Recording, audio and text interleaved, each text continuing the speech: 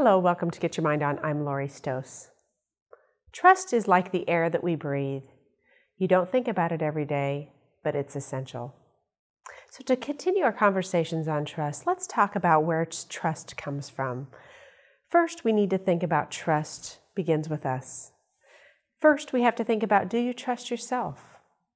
What you give, you receive.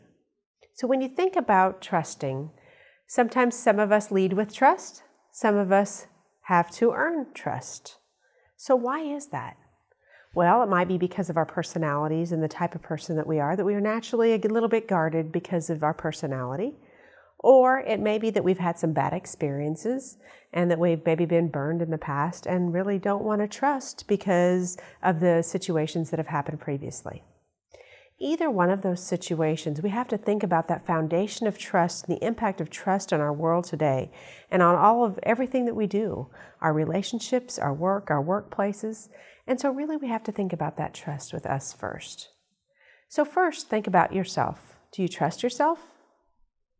Do you think about your feelings of trust? Are you honest? Are you reliable? Are you sincere? Do you act with good intent? Think about all of those types of things when you think about your own trust. And when we think about why we don't trust, let's think about this quote. A man who trusts no one is apt to be the kind of man nobody trusts.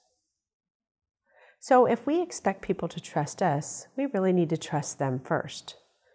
So we really have to build kind of that trust muscle inside if we've had some experiences that we don't trust others, and we need to learn to open up to trust. When we think about building trust with someone, let's just take it one step at a time. First, when you think about a relationship with someone in the workplace or personally, you have to think about what is that mutually common goal. Okay, it could be a friendship, it could be the work, it could be a project, it could be a mission. Whatever it is, there needs to be something in common. Sometimes that's easier for us to attach to when we know that we have commonality. That really connects us on a mutual standpoint. And really, when you think about those different types of things that you do every day to trust, it's just really taking it one day at a time. Every interaction that we have either increases or decreases our trust. So let's think about a few different things that you can do to increase that trust. First, find people you trust. Start building your network little by little with people around you who you can trust. Second thing is when you're thinking about certain things, put things into words. If you are uncertain about that trust, sometimes you need to open up a little bit more, share what you're thinking, little by little, be a little bit vulnerable so you can allow that trust to occur. Sometimes if we're not even allowing people to have trust with us, it's not necessarily happening. And the third thing is think about practice. Practice every day. As I mentioned, with that interaction every day, just a little bit more and more open up as much as you're comfortable. When you think about something like practicing with trust, I think about something simple with my daughter who's learning how to drive. You know, and when they first start driving with mom and dad and then they, get their school permit and that first time or first few times, the trust is, they don't know if they should trust themselves. They don't know exactly how to do everything.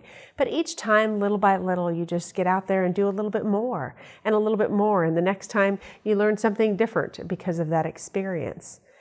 And so when you really think about trust really has to do with some of that practicing, but mostly it has to do with this inner peace inside, this knowing yourself, trusting yourself, and being honest with yourself. If you're being who you can be and following through and being honest with yourself, acting with good intent, then you should be trustworthy. For a positive charge this week, let's think about trust. Think about your level of self-trust. Trust begins with us. From a 1 to 5 scale, 1 being low and 5 being high, how much do you trust yourself?